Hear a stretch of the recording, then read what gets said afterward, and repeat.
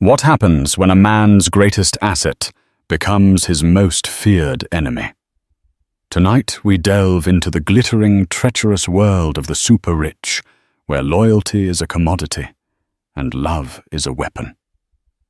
We'll witness the story of Richard Sterling, a titan of industry, who believed he could have it all: the perfect wife, who built his social empire, and the beautiful mistress to decorate his arm.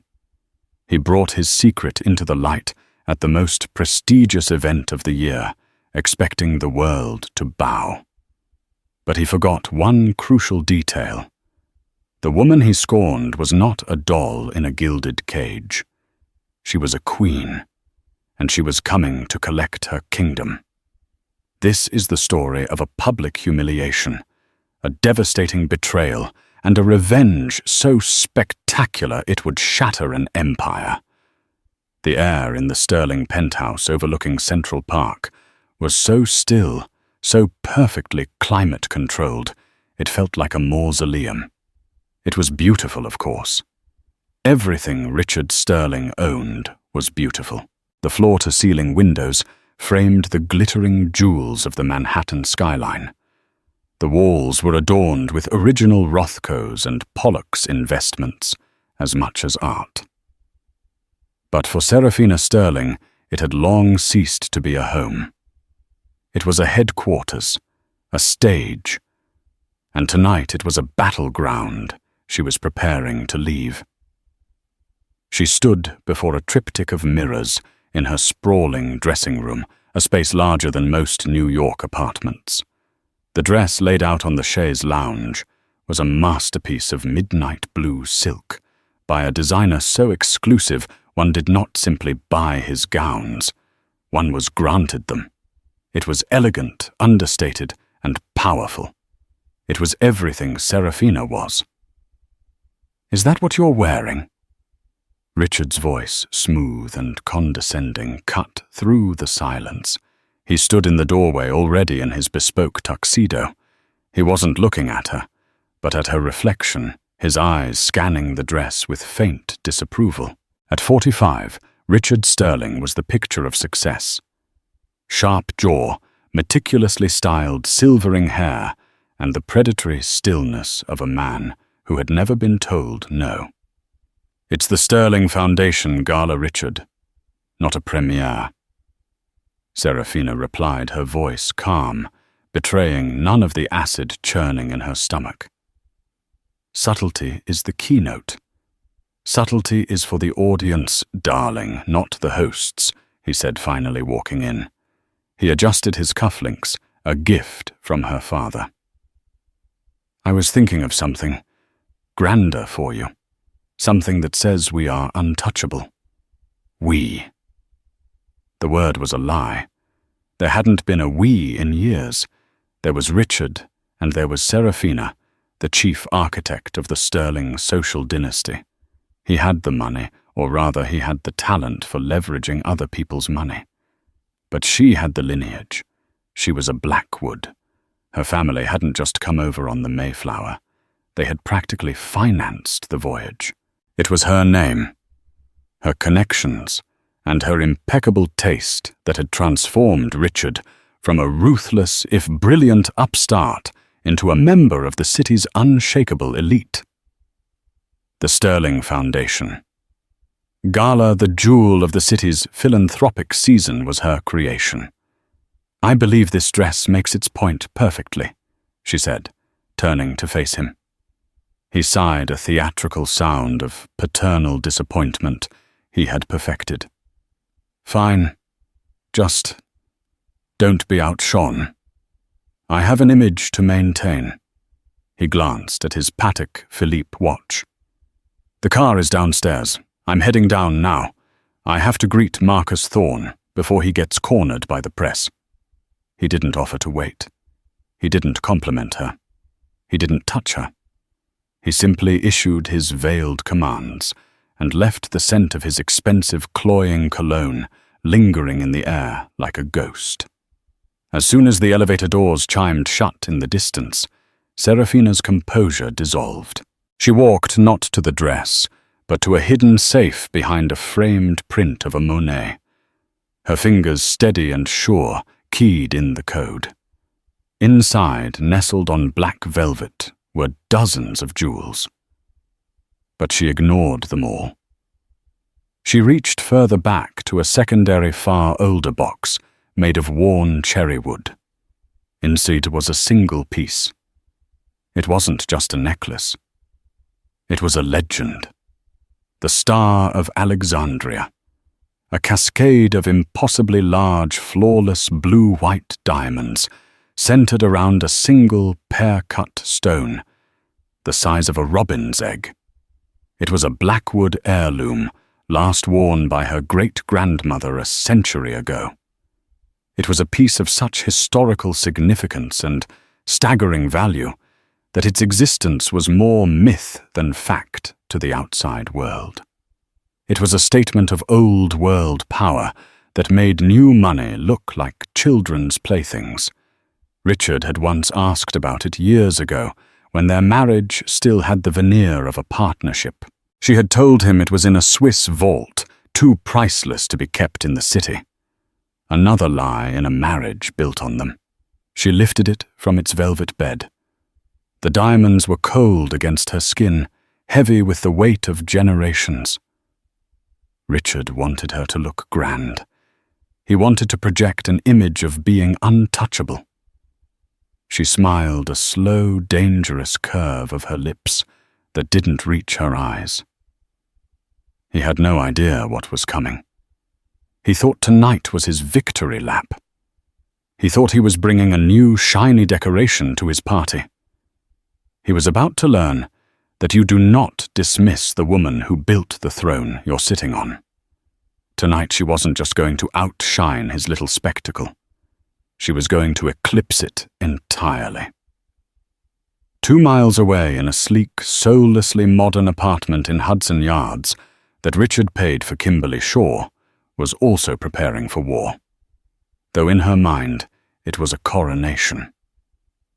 She twirled in front of her own mirror, her reflection beaming back.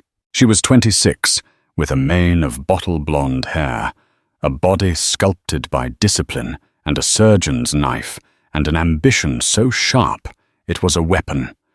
The dress she wore was the antithesis of Seraphina's, a screaming scarlet number sequined and cut so low it was a dare.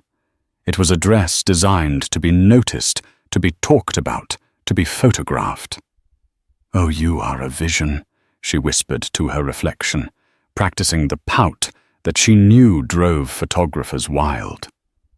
On her neck was Richard's latest gift, a necklace of canary yellow diamonds, ostentatious and loud. It was fabulously expensive, a headline grabber. Kimberly loved it. To her, it was a promise, a down payment on the life she was owed. Her phone buzzed. It was Richard. A single text on my way down. "Be ready." Kimberly's heart did a little flutter kick. Not of love, but of triumph. For 6 months she had been Richard Sterling's secret. His late-night board meetings, his impromptu business trips. She had played the game perfectly. She was fun where Seraphina was serious. She was spontaneous where Seraphina was reserved. She was, in her own estimation, everything a powerful man truly wanted when the pretense was stripped away. Tonight was her coming-out party. Richard had finally agreed. It's time, he'd said over dinner at a private club last week. It's time people saw who I'm really with. Seraphina. She's become a part of the institution. She's more of a CEO than a wife. You're alive.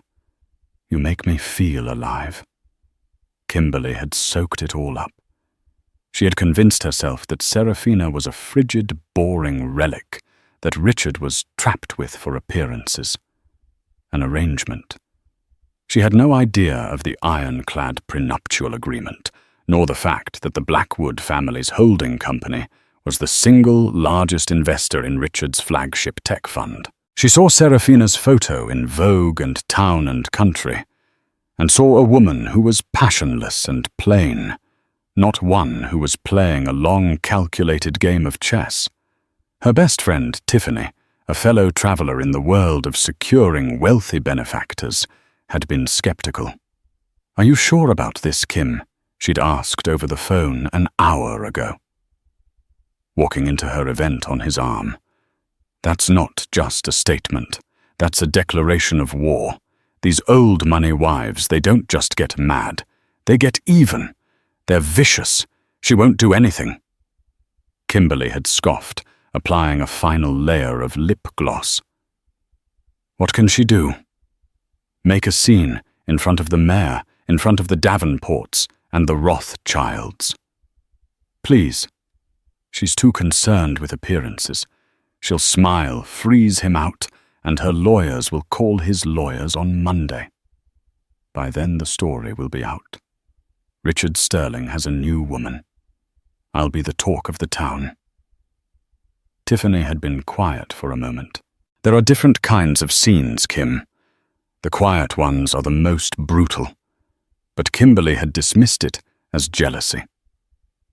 Tonight was her night. She would walk into that ballroom on the arm of the most powerful man in the room. The whispers would follow her. The flashbulbs would pop. She would be gracious and charming. She would be the vibrant modern woman who had finally captured the heart of Richard Sterling. The intercom buzzed. Richard's driver. She took one last look in the mirror, adjusting the yellow diamond necklace. It felt a little gaudy, a little heavy. But it was the price of admission. She imagined Seraphina Sterling in her tasteful, boring dress, probably pearls. The poor woman had no idea her entire world was about to be publicly and irrevocably dismantled. Kimberly smiled. Let the games begin. The grand ballroom of the plaza was a symphony of power. Crystal chandeliers, each the size of a small car, rained down light on a sea of black tie and couture. The air hummed with the low murmur of 1,000 conversations. Each one, a potential deal, a potential alliance, a potential scandal. This was Seraphina's masterpiece. Every detail, from the floral arrangements of white orchids to the Michelin-starred chef personally overseeing the kitchens, had been curated by her. This was her home turf. Richard Sterling made his entrance precisely at 8 o'clock, the peak time for arrivals, and he was not alone. On his arm, shimmering in scarlet and dripping with canary diamonds, was Kimberly Shaw. A ripple went through the room. It wasn't a gasp, not among this crowd. It was more subtle. A sudden pause in a conversation. The clinking of a champagne flute set down a little too quickly. The discreet turn of a head. Eyes that widened for a fraction of a second before being masked with polite indifference. This was not just a date. This was a public execution. To bring a mistress to the gala, founded and chaired by one's wife, was an act of social terrorism. Beatrice Davenport, the undisputed queen of New York society, whose nod could make or break a reputation, lowered her opera glasses. Her lips thinned into a razor line. Well, she murmured to her husband, Richard has finally lost his mind. He's forgotten who holds the purse strings. Richard, however, was high on his own audacity. He mistook the stunned silence for awe. He saw the turning heads and saw them as admiration for his boldness. He beamed, holding Kimberly's hand a little tighter, guiding her through the throng. Kimberly was in heaven. This was it. Every stare, every whisper was a confirmation of her new status. She felt like a movie star on the red carpet. She smiled brightly, nodding at people she didn't know, blissfully unaware that their polite smiles were masks for cold, calculating judgment. They weren't looking at her as Richard's future. They were looking at her as the garish, temporary distraction that had finally pushed a powerful man off a cliff. "Everyone is staring," she whispered to Richard. Giddy. "Let them stare," he said, his voice a low growl of satisfaction. He spotted Marcus Thorne, his biggest business rival, across the room. Thorne's eyes met his, and the man gave a slow, almost imperceptible shake of his head, a look that was part pity, part disbelief. Richard interpreted it as fear. They settled at the head table, the one clearly marked for Mr. and Mrs. Richard Sterling. Kimberly's breath hitched as she saw the place card. With a flick of his wrist, Richard took Seraphina's card and, without even looking at it, tucked it into his pocket. He then guided Kimberly to the seat of honor. The message could not have been clearer. The Queen was deposed. Now the whispers grew louder. Where was Seraphina? Had she known? Was she at home, crying? Had she been sent away to the Hamptons, banished before the coup? The speculation was rampant. Richard was enjoying it, letting the drama build. He ordered champagne, leaning in to whisper in Kimberly's ear, making her laugh a little too loudly. Her laugh, sharp and shrill, echoed in the suddenly quiet opinion around their table. People nearby fell silent, turning away with second-hand embarrassment. "She has a laugh like a fire engine," Beatrice Davenport muttered, not bothering to lower her voice. Kimberly didn't care. She felt the power of the moment coursing through her. She had won. She had taken it all. The man, the position, the glory. In her mind, the story was already written. The papers tomorrow would be filled with photos of her and Richard, the new power couple. Seraphina Sterling would be a footnote. A yesterday. The orchestra conductor tapped his baton, ready to begin the evening's official program. The chairman of the museum was walking to the podium to deliver the welcoming remarks. It was the moment Richard had been waiting for, the official start of the evening, which would cement his and Kimberly's presence and force everyone to accept the new reality. And then it happened. The grand double doors at the far end of the ballroom, which had been closed since the cocktail hour ended, swung open, not by a doorman, but pushed wide by two attendants in white gloves, as if heralding a royal arrival. A hush didn't fall over the room. It crashed. A wave of silence rolled from the back of the ballroom to the front, snuffing out conversations and music in its path. Every single head turned. Kimberly, annoyed by the interruption, turned too. Richard, a smug smile on his face, followed her gaze. His smile vanished. It didn't just fade. It was wiped from his face, replaced by a mask of utter blood-drained shock. There, framed in the magnificent archway, stood Seraphina Sterling. She was not wearing the understated midnight blue gown. She was wearing her armor. It was a dress of liquid silver, a column of shimmering lamb that clung to her form like a second skin. It was both classic and terrifyingly modern. But no one was looking at the dress. They were looking at the diamonds. Around her throat, cascading over her collarbones, was the Star of Alexandria. It didn't just sparkle. It burned. It blazed with a cold blue-white fire, capturing the light from every chandelier and flinging it back 100-fold. The central stone, that impossible pear-cut diamond, pulsed partout like a living heart. It was a piece so magnificent, so overwhelmingly powerful. It made every other jewel in the room, including Kimberly's loud yellow diamonds, look like cheap glass trinkets. But it was more than the diamonds. It was the woman wearing them. Seraphina stood there for a long moment, her posture perfect, her chin high. She didn't look angry or hurt.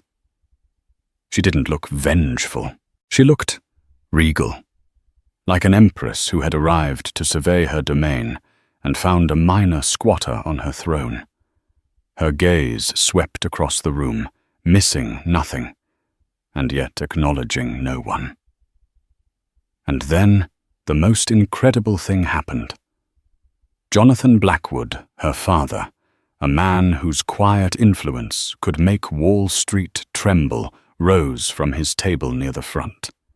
He was an old man, but he stood with the ramrod straightness of his military youth. He simply stood and looked at his daughter with pride. Then Beatrice Davenport rose, and her husband, then the mayor, then Marcus Thorne. Table by table, person by person, the most powerful and influential people in New York, in the country, got to their feet. It was not a polite, perfunctory standing ovation. It was a silent, unified show of fealty. They weren't standing for Mrs. Richard Sterling, the wronged wife. They were standing for Seraphina Blackwood, the daughter of a dynasty, the true source of power in the room. Richard remained frozen in his chair, his face ashen. He looked like he had been struck by lightning. This was not the plan. This was a nightmare. He had expected tears, a quiet retreat, a dignified surrender. He had not expected this display of overwhelming force. He hadn't just misjudged his wife. He had fundamentally misunderstood the game he was playing. He thought it was about money and dézour. He was just now realizing it was about bloodlines and power, and he was a rank amateur. Kimberly was paralyzed. The triumph had curdled into pure, unadulterated terror. The stares she had so enjoyed moments before were now daggers. The whispers were no longer about her arrival, but about her impending annihilation. She looked down at her gaudy dress, at her loud necklace. She felt cheap. She felt exposed. She felt for the first time like the fool Tiffany had tried to warn her she was. Her loud laugh was a distant, humiliating memory. Seraphina began to move. She didn't march. She glided. Her silver gown whispered over the marble floor. She walked past tables of her peers, offering a small, serene smile here, a slight, gracious nod there. She was acknowledging their support, reinforcing her position. She was a queen, moving through her court. And she was heading directly for the head table. Richard's heart hammered against his ribs. He tried to stand, to say something, to intercept her, but his limbs wouldn't obey. Kimberly shrank back in her chair, wishing the floor would swallow her whole. Seraphina did not stop in front of Richard. She didn't even look at him. She walked past him and past Kimberly, stopping behind the empty chair next to her father at his table. Only then did she turn. Her eyes, cool and devastating, finally met Richard's across the few feet of open space. She didn't say a word. She didn't have to. Her look said everything. You are a guest in my house. You are sitting at my table, and you have brought trash into my home. Then her gaze shifted, landing on Kimberly for the first time. It was not a look of anger or jealousy. It was a look of utter and complete dismissal, the kind of look one gives to an insect before crushing it. Seraphina raised her hand, not in a wave, but as a signal to the orchestra conductor, who had been standing frozen baton in mid-air. She gave him a small, almost imperceptible nod. The conductor jolted back to life, tapped his baton, and the orchestra swelled, launching into a soaring Vivaldi piece. The program was beginning. The gala would continue. Her gala. The war was over. The victory had been absolute. and not a single word had been spoken. The rest of the evening unfolded like a masterfully orchestrated public shaming. Serafina, seated between her father and the French ambassador, became the gravitational center of the ballroom. A steady stream of the city's most influential figures made their way to her table, not to offer condolences, but to pay their respects. They spoke of the Foundation's new initiatives of art of politics. They spoke of everything and anything except the man and the woman, sitting in radioactive isolation at the head table. Richard and Kimberly were pariahs. No one approached them. The waiters seemed to hesitate before refilling their glasses. The air around their table was thick with a toxic silence. Richard, for the first time in his adult life, was irrelevant. He watched impotent as his wife held court effortlessly, charming the very people he needed to impress. He saw Marcus Thorne lean in and share a laugh with her, and a cold dread colder than any anger began to seep into his bones. This wasn't just social, it was business. Kimberly tried to brave it out. "Well, she's certainly putting on a show," she muttered, trying for a sarcastic tone. Richard turned on her, his voice a venomous whisper. "Shut up. Just shut your mouth. You have no idea what you're looking at." Her face fell. The man who had promised her the world was now looking at her with undisguised contempt. She was no longer a prize. She was a liability. The scarlet dress that had felt so bold and powerful now felt like a brand marking her as the fool who had gambled and lost spectacularly. The final humiliation came during the auction. The climax of the evening was always the auction of a single, priceless item. This year, it was a week-long stay on a private Caribbean island owned by a reclusive billionaire. The bidding was fierce, quickly climbing into the six figures. Richard saw an opportunity, a chance to reassert himself, to show he was still a player. He raised his paddle. 500,000, he called out, his voice loud, trying to command the room's attention. A few heads turned, but the bidding continued, instantly surpassing him. He bid again. 600. Then Serafina, who hadn't shown any interest, subtly lifted a single finger. The auctioneer's eyes lit up. "I have $1 million from Mrs. Blackwood Sterling's table." A collective gasp went through the room. Serafina gave a serene smile, as if she were bidding on a pastry. Richard was stunned. He couldn't match that. Not without leveraging assets he didn't want his board to know about. He had been publicly outbid, outpowered, and outclassed by his own wife. He lowered his paddle, his face burning with a shame so intense it was physical. The auction was over. Serafina had won, and the donation would be noted as coming from her, not him. Another subtle surgical cut. As the evening began to wind down, Kimberly couldn't take it anymore. She saw Serafina standing near the terrace, speaking with Beatrice Davenport. Bolstered by 2 glasses of champagne and a desperate need to reclaim some sliver of dignity, she stood up and walked toward them. Richard hissed Kimberly. "Don't," but she ignored him. She approached the 2 women, forcing a brittle smile. "Serafina," she said, her voice trembling slightly. "That's quite a necklace. You must be terrified of losing it." Beatrice Davenport's eyebrows shot into her hairline. She looked at Kimberly as if she were a piece of gum on her shoe. Serafina turned slowly, her expression unreadable. She looked Kimberly up and down, her gaze lingering for a moment on the garish yellow diamonds. "It's a family piece," Serafina said, her voice soft, yet carrying the chill of a winter morning. "One doesn't worry about losing things when they are an inseparable part of who you are. Unlike things that are merely rented. The insult was so precise, so devastating it struck Kimberly breathless.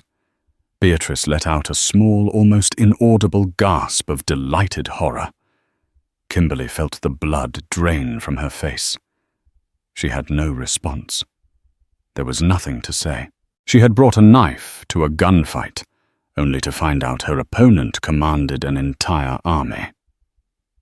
She turned and practically fled, weaving through the crowd and out of the ballroom, leaving Richard alone at the table, a king dethroned in a kingdom that was never truly his. Serafina watched her go, her expression unchanged. She then turned back to Beatrice. Now, as I was saying about the museum's new wing, the war was over, but the demolition had just begun. The fallout was not a bomb blast. It was a poison, a slow-acting, meticulously engineered toxin that began its work in the silent pre-dawn hours of the morning after the gala. Richard awoke in the master bedroom of the penthouse, the sheets a tangled mess around him. His head throbbed from the scotch he had consumed in a desperate attempt to drown the image of Serafina's triumphant diamond-clad entrance. For a moment, in the hazy fugue state between sleep and consciousness, he allowed himself to believe it was a nightmare. Then he reached for his phone. The illusion shattered. He didn't need to search for the news. It found him. The digital edition of the New York Times had already updated its society section, scenes from the Sterling Gala. The lead photo was a masterpiece of narrative control. It was Serafina captured in a candid moment, laughing with the French ambassador. The star of Alexandria blazed at her throat, but the true brilliance was in her eyes. She looked radiant, powerful, and utterly in her element. The caption was a eulogy to her leadership. Serafina Blackwood, chairwoman of the Sterling Foundation, celebrates another record-breaking year of philanthropic success. They had used her maiden name first, a subtle yet unmistakable signal. Richard scrolled frantically, a knot of acid tightening in his gut. He found the main article a glowing recap of the evening's opulence and charitable triumphs. He scanned the text, his name a conspicuous absence. Paragraph after paragraph detailed the guests, the auction, the decor, all of it Serafina's domain. Finally, buried deep within a lengthy paragraph, listing notable attendees, he found it. A single surgically precise sentence. Richard Sterling, the founder of Sterling Industries, was also in attendance. Not host, not co-chair, just an attendee. The past tense was a public shiv sliding between his ribs. He was an afterthought at his own event. In the official record of the night, he had been relegated to a footnote. He threw the phone onto the empty space beside him, the space where his wife should have been. The public neutering had begun. At precisely 9:01 a.m., his private line rang. It was Alan Connolly, his perpetually anxious chief financial officer. "Richard, thank God I reached you." Alan's voice was strained, the words tumbling out in a rush. "We have a 5-alarm fire. I just got off the phone with the legal department at Blackwood Holdings." "Settle down, Alan," Richard said, swinging his legs out of bed and trying to inject a commanding tone into his voice. "It's just Jonathan rattling his saber. He's angry. Call him back, offer a donation to his alumni fund. It will blow over." A beat of stunned silence on the other end. "Richard, this isn't about a donation. They've issued a formal margin call on the entire loan portfolio, the $300 million line of credit that backs our R&D and acquisitions fund." Richard froze the phone cold against his ear. That's insane. It's a legacy loan, a family arrangement." The family arrangement was backed by a contract with a standard demand clause. "Richard," Alan's voice was getting higher, And they've just demanded it. We have to post the full collateral or wire the cash equivalent. We have until market close on Friday. That's 72 hours. That's impossible. Richard stammered, his mind reeling. The company didn't have that kind of liquidity. No company did. That capital was leveraged 10 times over in long-term investments and acquisitions. Unwinding those positions would take months, and doing it under duress would mean catastrophic losses. It's a bluff, a scare tactic. Let me call Jonathan myself. He hung up on Alan and immediately dialed his father-in-law's private number. It went straight to a polite but firm assistant he didn't recognize. Mr. Blackwood is in strategic planning meetings for the foreseeable future and is not taking any unscheduled calls. If this is regarding the Sterling Industries portfolio, you are to direct all correspondence to his legal counsel at Sullivan and Cromwell. The line went dead. A cold dread, colder and more terrifying than any anger, began to seep into his bones. This wasn't a tantrum. This was a strategy. The gala hadn't been the main event. It was the declaration of war. The rest of the day was a cascade of failures. The dominoes, so carefully aligned over years of success, began to fall one after another with sickening speed. A call to his primary banker at J.P. Morgan, a man with whom he played golf every spring, was met with a chillingly professional tone. Richard, given the new information regarding your primary capital partner, we'll need to review our current exposure. I'm afraid the expansion of your credit line is on hold pending that review. An email arrived from a hedge fund manager who had verbally committed $50 million to his new AI venture a week ago. Dear Richard, due to unforeseen shifts in our internal strategy, we will be respectfully withdrawing our letter of intent. We wish you the best. The excuse was so flimsy it was insulting. At 2:30 p.m., a red banner flashed across his Bloomberg terminal. Thorne Consolidated announces 2.1B merger with German autonomous driving firm Autodrive GmbH. Richard stared at the screen, his blood turning to ice. Autodrive was the very company his team had urged him to acquire 3 months ago. He'd passed calling it overpriced, wanting to channel funds into a flashier, more speculative venture. A venture that was now dead in the water. Marcus Thorne hadn't just beaten him to the prize. He had waited, watched him become vulnerable, and then delivered the killing blow, seizing the narrative and positioning himself as the stable, forward-thinking visionary of their industry. His empire was crumbling, and it wasn't even dark yet. Blind with rage and a desperate need to blame someone other than himself, he left the office and drove straight to Kimberly's apartment. He used his own key, storming into the sterile, white-on-white space. She was on the sofa, scrolling through her phone, a picture of manufactured glamour, even in her distress. The scarlet dress from the gala was draped over a chair, a garish symbol of their shared folly. "This is your fault," he roared, the sound echoing off the minimalist surfaces. Kimberly jumped, her eyes wide and red-rimmed. "My fault? How is any of this my fault? You and your incessant pushing," he spat, pacing like a caged animal. "When are you going to take me public? Richie, when are you going to show everyone? You had to have your moment, didn't you? You had to be the star of the show." She stood up, her fear transmuting into fury. "Don't you dare put this on me. You loved it. You preened like a peacock in that ballroom. You told me she was a relic, a boring, passionless businesswoman you were trapped with for appearances. You fed me that story, and I was stupid enough to believe you. She is a boring businesswoman," he yelled, his voice cracking. "So boring she just checkmated my entire company. Maybe if you'd paid more attention to your boring wife and less time playing kingmaker with me, you wouldn't be in this mess," she shrieked back. "You lied to me, Richard.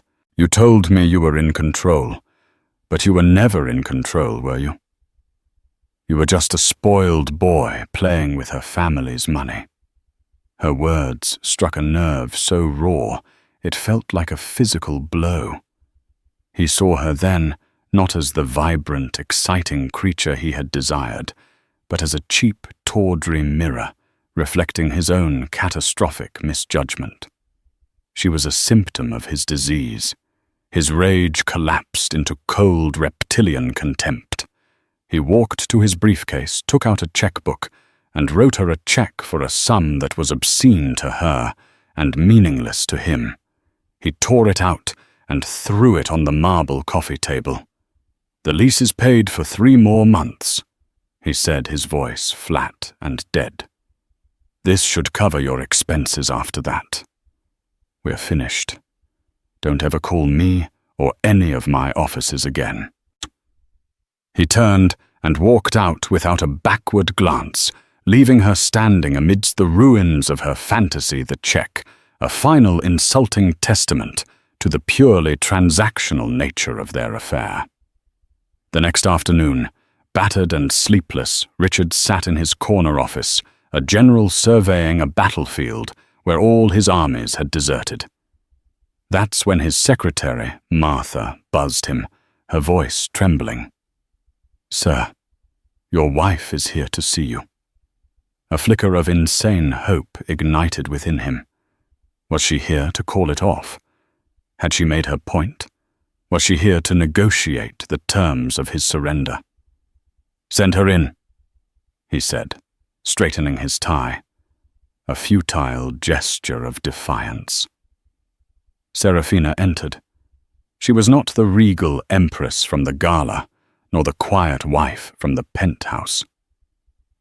Today she was a predator in a charcoal grey suit, her hair pulled back in a severe chignon. She was flanked by the 2 lawyers from her father's firm, their expressions giving away nothing. They were here not for a reconciliation, but for a closing. She walked directly to his desk, her heels clicking with metronomic purpose on the hardwood floor. She placed a thick bound file in the center of his desk. It landed with a soft final thud. "Richard," she said, her voice devoid of any emotion, a surgeon stating a diagnosis. "This is a tender offer." He stared at the document, the title emblazoned on the cover. "Proposal for the acquisition of a controlling interest in Sterling Industries by Blackwood Holdings, LLC. What is this?" he whispered, though he already knew. "It's quite simple," Serafina explained, her eyes as cold and clear as glass. "The margin call was a catalyst designed to expose the fundamental instability of your leadership to the market.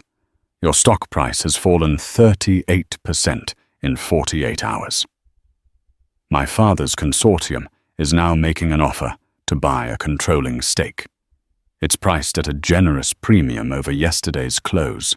The offer will save the company, protect the thousands of employees from your recklessness, and most importantly, safeguard my family's foundational investment." She leaned forward, her hands resting on the back of a visitor's chair. "You thought I was a decoration, didn't you, Richard?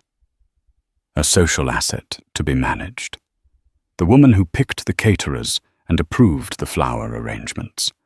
You took credit for the connections my name provided and dismissed the financial advice I gave. You stood on a foundation I built and believed you were the architect."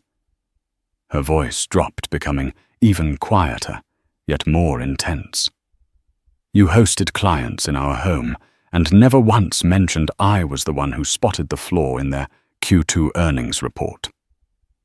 You accepted an award for the Sterling Foundation and never acknowledged I was the one who structured the endowment. You wanted a beautiful, silent partner. But you failed to realize that silence is not absence. It is observation. And I have been observing you for a very long time." She straightened up, her work done. "The board has been briefed. My father holds the proxies for 40% of the voting shares. This is a formality. I suggest you take the offer.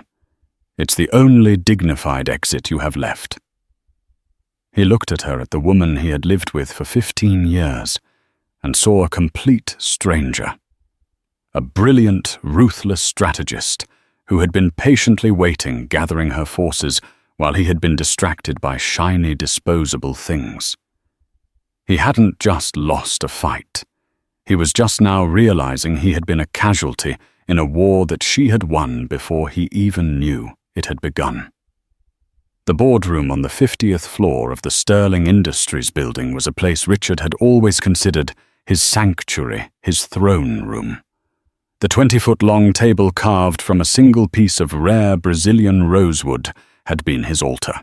The floor-to-ceiling windows overlooking the steel and glass canyons of Manhattan had been his vista, a daily affirmation of his dominion. Today, it was his tomb. The air, usually humming with the energy of ambition and billion-dollar deals, was thick with a funereal silence. The polished surface of the table did not reflect a king surveying his court, but a condemned man surrounded by his executioners. He sat at the head of the table, a position he occupied by habit, but he held no authority. The 10 board members men he had hand-picked, golfed with, and whose children's weddings he had attended were arrayed down the sides. Not a single one would meet his gaze. Their eyes were fixed on their leather-bound portfolios, the damning documents within or on the figure at the far end of the table. Jonathan Blackwood.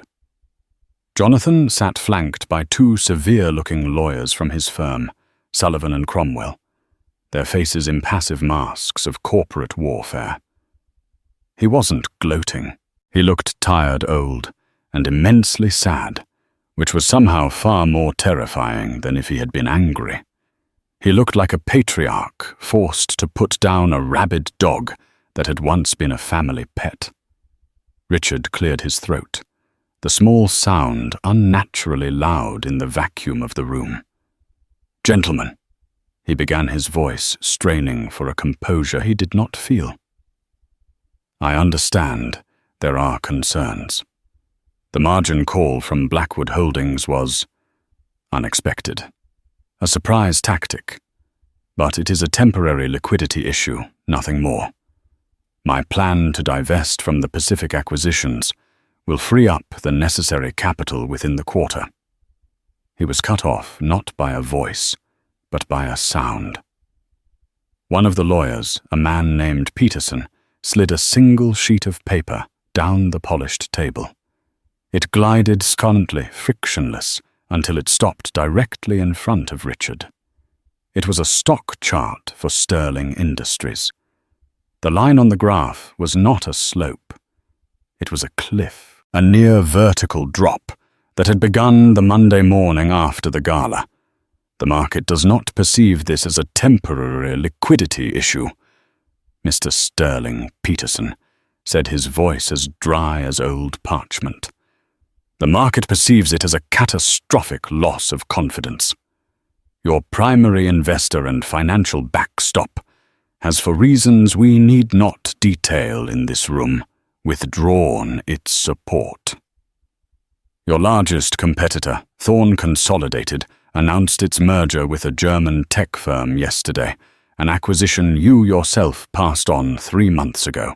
The narrative is set. Sterling Industries under your leadership is seen as unstable, distracted, and fiscally compromised. Richard felt a hot flush of rage. This is a personal vendetta. Jonathan is using his position to punish me over a private matter. This is unethical. It is entirely contractual. Richard. Jonathan Blackwood spoke for the first time, his voice a low rumble of finality. Every loan had a demand clause. Every investment had performance metrics. You breached the unspoken covenant of family, so I am exercising the explicit covenants of business. You built this company with my money on the foundation of my daughter's name. You have desecrated both. This is not punishment. This is a course correction. David Chen, a board member. Richard had mentored a man he'd considered a friend, finally looked up. His face was etched with a weary resignation. Richard, the offer on the table is our only viable path forward. Blackwood Holdings and their consortium are offering 33% above yesterday's closing price. It's more than generous. It saves the company. It protects the shareholders and the employees. If we refuse, the stock will be worthless by next week and will be carved up in bankruptcy court. So you're just rolling over. Richard slammed his hand on the table, the sound echoing his desperation. This is my company. My name is on the building, a name which is now a liability. Peterson interjected coolly. He gestured to the thick file in front of him. The offer is contingent on your immediate resignation as chairman and CEO. The vote was a formality, a ritual of humiliation. The chairman pro tem, a stoic man named Caldwell, called the question. One by one the voices came. I. Each word was a nail in his coffin. Richard sat in stone-cold silence, the lone dissenter, by abstention. It was over. He had been surgically, bloodlessly, and unanimously excised from the image he had built. He signed the papers in a fugue state. His signature, once a bold, assertive scrawl, was now the shaky script of a broken man. As the board members filed out, offering him clipped, insincere condolences. Sorry it came to this, Richard. Best of luck in your future endeavors. He felt a profound and terrifying isolation. Finally, only he and Jonathan Blackwood remained. The old man walked slowly to the window, looking down at the city below. I remember when Serafina first brought you home, Jonathan said, his voice softer now, reflective. She saw something in you. A hunger, a brilliance. I saw it too. But I warned her. Hunger unchecked becomes gluttony, and gluttony destroys everything it touches. He turned to face Richard. You thought my daughter was an accessory to your ambition. You failed to understand she was the source of it. The access, the credibility, the stability, it all came from her, from us. You were a sterling, but only because she was a Blackwood. You forgot that. You thought the frame was more important than the masterpiece it held. Jonathan walked to the door. You should have known better, son, he said, his voice tinged with that same weary disappointment. You married a Blackwood. We don't get divorced. We acquire. He then turned and left Richard alone in the cavernous room, a deposed king in a silent, empty castle. Richard's walk from the boardroom to his office was the longest of his life. The news had already traveled through the corporate grapevine. Administrative assistants who once jumped to attention when he passed were now intensely focused on their computer screens. Executives who would have scrambled to catch his eye now ducked into conference rooms or turned a sudden corner. He was a ghost. His authority had evaporated, and with it, his very presence. His personal secretary, Martha, a woman who had managed his life for 15 years, was standing by her desk, her face pale. Mr. Sterling, she said, her voice catching. The transitional team is here. They've asked that you only take your personal effects. The word transitional was another sterile blade. He walked into his office. Two stern-faced men in suits were already there, one taking inventory of the art, the other boxing the files on his desk. His space, his world, was being dismantled. He walked to the credenza where a silver-framed photo stood. It was of him and Serafina at a charity event 5 years ago. They were laughing. She looked genuinely happy, her head resting on his shoulder. He remembered that night.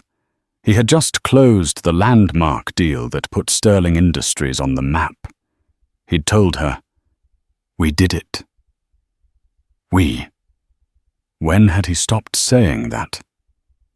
He picked up the photo. "That's company property, sir," one of the men said, not unkindly. The frame was purchased by the facilities department. The petty indignity of it was staggering. He put the photo down and picked up the only other personal item there. A small, heavy crystal award from his first major success. He clutched it in his hand as he walked out, not looking back. The name on the building was still his, but the soul of the place had already cast him out. He didn't go to a hotel. He went home to the penthouse. The silence was absolute. The vast, art-filled rooms felt cold and alien. Every object had been chosen by Serafina.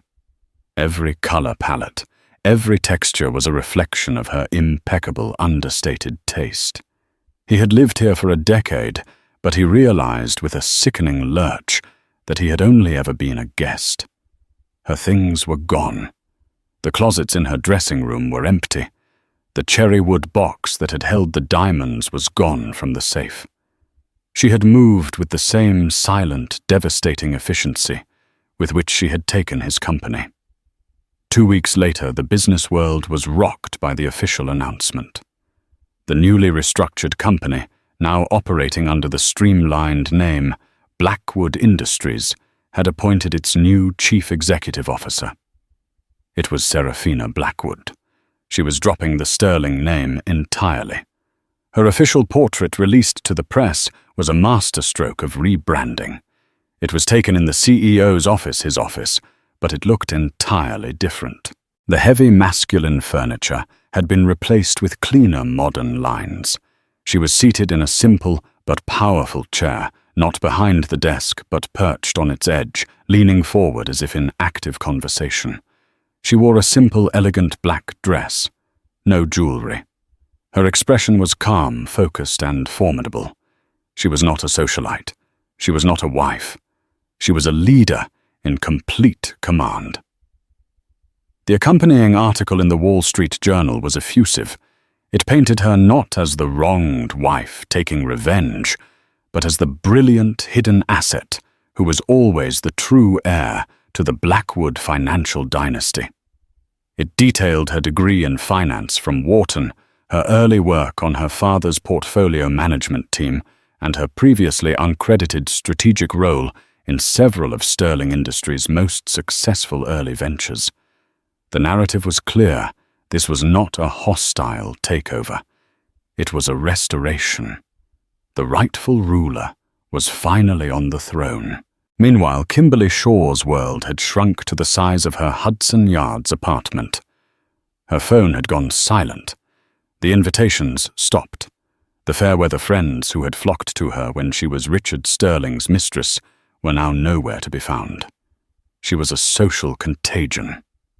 One afternoon, she saw Serafina's CEO portrait on the cover of Forbes. The headline was, "The Quiet Coup, How Serafina Blackwood Reclaimed Her Empire." Kimberly stared at the image of the woman she had so blithely dismissed. She saw the cool intelligence in her eyes, the unshakable confidence.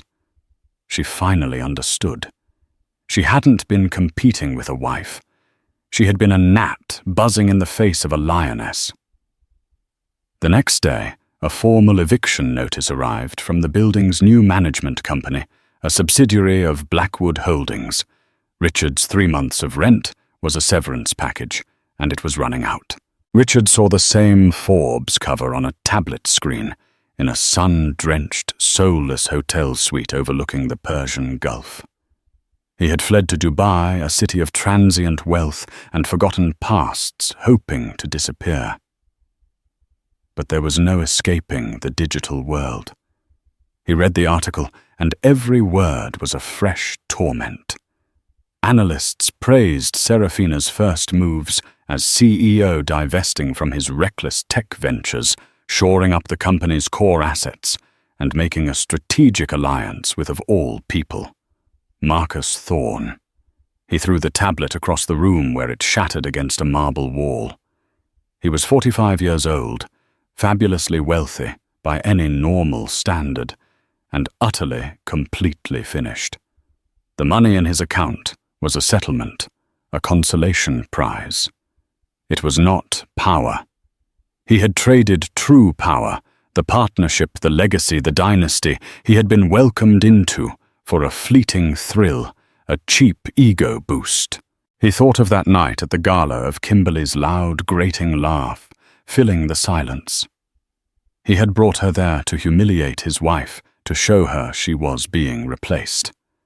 He sank into a chair, the Dubai skyline glittering meaninglessly before him. The terrible final irony settled upon him. He had succeeded. He had replaced his wife. In his office at the head of his company, on the masthead of his life. Serafina wasn't the wife anymore.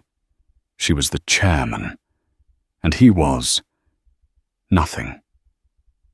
Just a memory of a man who had once been married to a queen and had been foolish enough to think he was the king. And so Serafina Blackwood took back not just her dignity, but her entire destiny. Richard Sterling's story is a chilling reminder that the brightest fortunes can be built on the most fragile foundations, and that underestimating the person beside you can be the most expensive mistake of all. Serafina's victory wasn't just about revenge. It was about reclamation. She reclaimed her name, her power, and her life not with screams and tears, but with cold, calculated brilliance. Have you ever felt underestimated? Have you ever had to find the strength to fight a quiet battle no one else could see? Serafina's story shows us that true power isn't always the loudest voice in the room. Sometimes it's the silent, strategic mind that wins the war. If this story of triumph and spectacular justice resonated with you, please show your support by hitting that like button. It truly helps the channel grow. Share this video with someone who needs a reminder of their own inner strength. And for more stories of karma, revenge, and ultimate empowerment, make sure you subscribe and click the notification bell. You won't want to miss what's coming next. Thank you for listening.